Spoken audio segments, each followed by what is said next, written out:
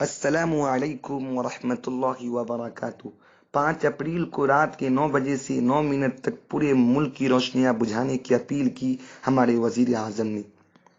اس بات پر ملک کے مختلف حصوں سے لوگ پوچھ رہے ہیں کہ 5 اپریل کی رات کو 9 بجے پورے ملک میں اندھیرا کرنے کی اپیل پر عمل کرنا صحیح ہے یا نہیں۔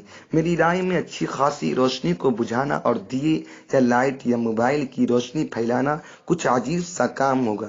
یہ مضبوط صورتحال سے کمزور صورتحال کی طرف لے جانا ہے اور وزیر اعظم اس کے ماہر ہیں۔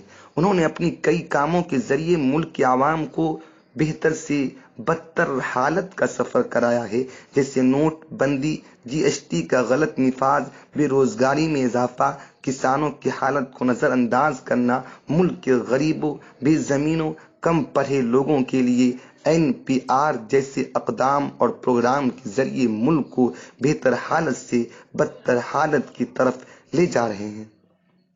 اندھیرا اور اندھیر نگری وزیر اعظم کا مشغلہ ہو سکتا ہے، مگر یہ ملک کی صحت کے لیے ٹھیک نہیں ہے۔ بجلی شعبے کا بھی کہنا ہے، اگر روشنی بندی پر عمل کیا گیا تو پاور گریڈ پر بہت بڑا اثر پڑ سکتا ہے، جس کو ٹھیک کرنے میں 1 ہفتے کا وقت لگ سکتا ہے۔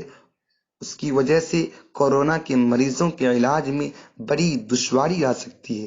ہو سکتا ہے وزیر اعظم نے 5 اپریل کی رات روشنی بندی اور اس سے قبل تھالی اور تالی بجانے کی اپیل ہندو دھرم کے پس منظر میں کی ہو، اور وہ مذہبی رسم و رواج کو پھیلانے کی کوشش کر رہے ہیں، مگر اسلام، عیسائیت، سکھ، بدھ، جین میں اس کی کوئی مذہبی حیثیت نہیں ہے۔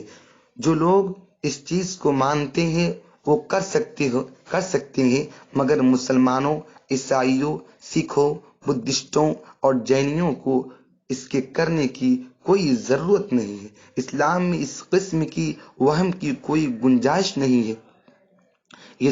یہ سوچ وزیر اعظم کو مبارک ہو۔ میرا جیسا انسان روشنی پھیلانے کا قائل ہے اور اس بات کو صحیح سمجھتا ہے کہ پورا ملک اپنے اپنے گھروں میں رہے، اپنے اپنے طریقے پر اپنے اللہ کو یاد کرے، پڑوس اور محلے کے غریب اور پریشان حال لوگوں کی مدد کرے، انتظامیہ کے ہدایات کو مانے اور اس کے مشورے پر عمل کرے۔ ابھی ڈاکٹر حضرات اور ان کے معاونین بڑی ہمت اور محنت کے ساتھ کام کر رہے ہیں، اپنی جان پر کھیل کر مریض کا علاج کر رہے ہیں، ان کی خدمت کر رہے ہیں۔